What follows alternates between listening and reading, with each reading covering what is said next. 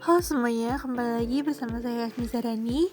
Di video part 2 analisis FTIR dengan metode dekonvolasi ini, kita akan lanjutkan lagi.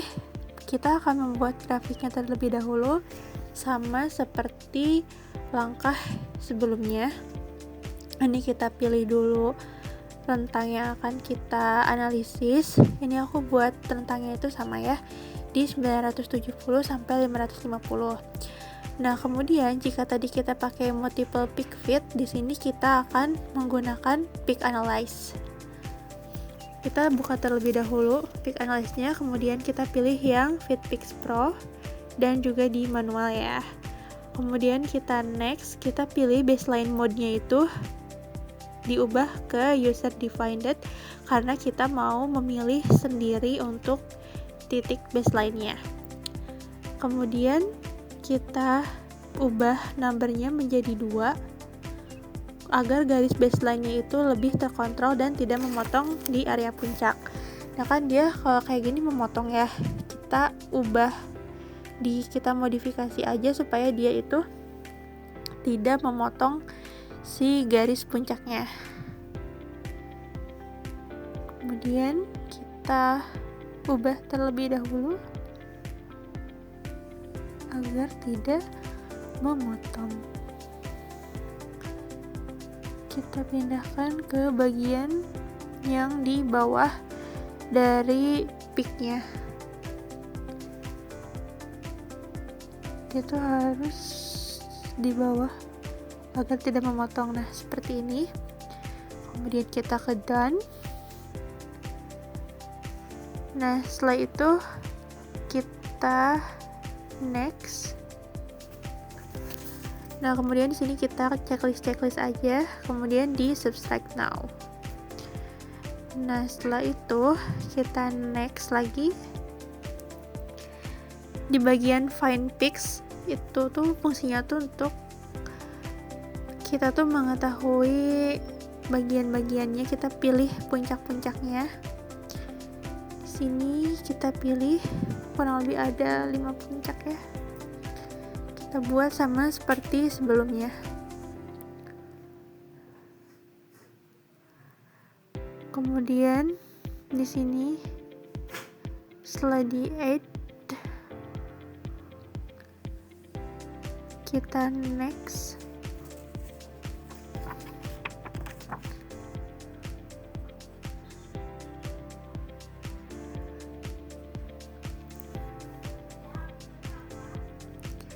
Nah, di FitPix-nya itu ini kita tunggu prosesnya tuh agak lama karena dia akan mencari puncak-puncaknya. Nah, seperti ini. Kemudian kita ke fit control. Kita akan melihat ya di sini datanya. Di situ ada pilihannya, ada banyak sama kayak sebelumnya, ada Lorentz, ada Gaussian, ada Voigt. Nah, itu kita bisa pilih yang paling sesuai atau mirip lah sama yang sudah kita kerjakan. Di sini tuh kan yang Gaussian itu lebih mirip ya sama yang kita kerjakan. Kemudian kita pilih fit until coverage. Ini tuh untuk kayak proses yang membuat sama gitu. Nah, ini tuh sama kayak sebelumnya ya, dia tuh membacanya tuh hanya ada 4 puncak, bukan 5 puncak. Kemudian setelah ada hasilnya seperti ini, kita langsung klik finish. Kita tunggu dulu, itu akan ada datanya sama seperti sebelumnya, akan ada data seperti ini. Ada banyak ya data-datanya. Ini ada penjelasan untuk di setiap peak-nya. Karena kita pakai Gaussian, jadi ada tulisannya peak Gaussian. Kemudian di sini ada gambar grafiknya. Kemudian ada data-datanya, tinggi puncak dan lain-lain.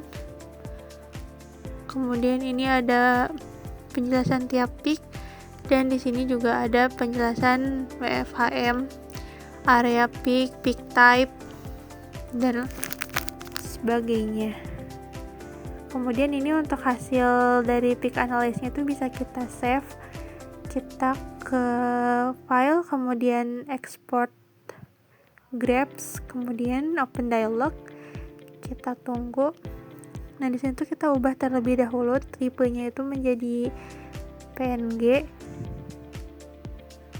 kemudian kita ubah jadi spesifik. Setelah itu di sini kita kasih nama, misalkan di sini karena kita pakainya itu HAP, jadi kita tulis saja FTIR HAP.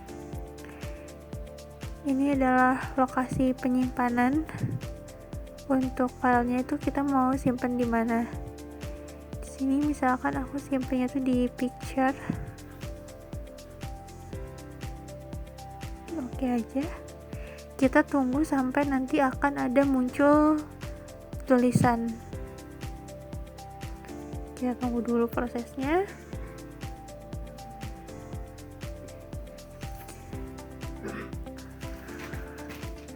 Nah, kalau misalkan sudah ada seperti ini, berarti tandanya sudah tersimpan.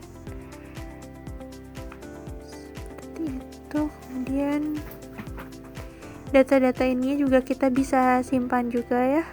Caranya itu kalau aku tuh lebih ke print, kemudian pilih yang name-nya itu kita pilih yang Microsoft Print to PDF. Kemudian kita tinggal klik OK. Cuma karena aku udah nge-save, jadi aku nggak akan save di sini. Nah, kemudian kita tuh harus melakukan analisisnya tuh berulang-ulang kali untuk menentukan di beberapa titik.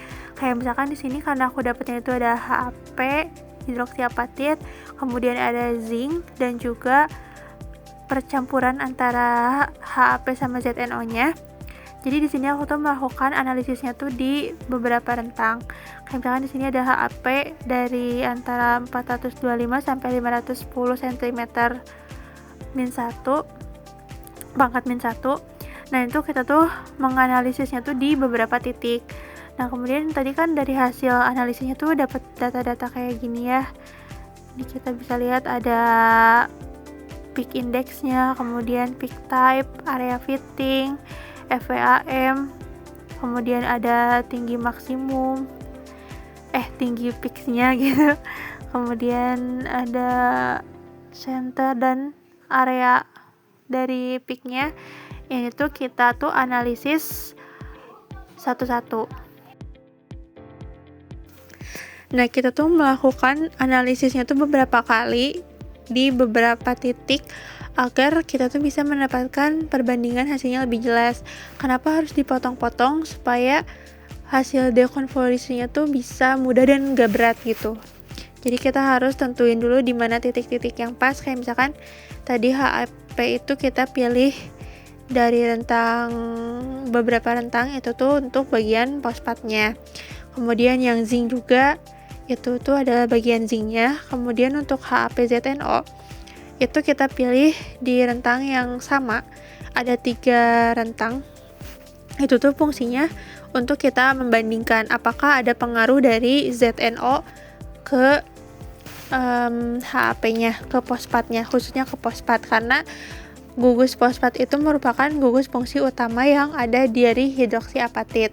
Kemudian kita juga bisa melihat di hasilnya itu ada pergeseran dari hidroksiapatitnya, yang berarti dia tergeser karena zinc. Seperti itu. Mungkin sekian yang dapat saya sampaikan. Terima kasih. Sampai jumpa.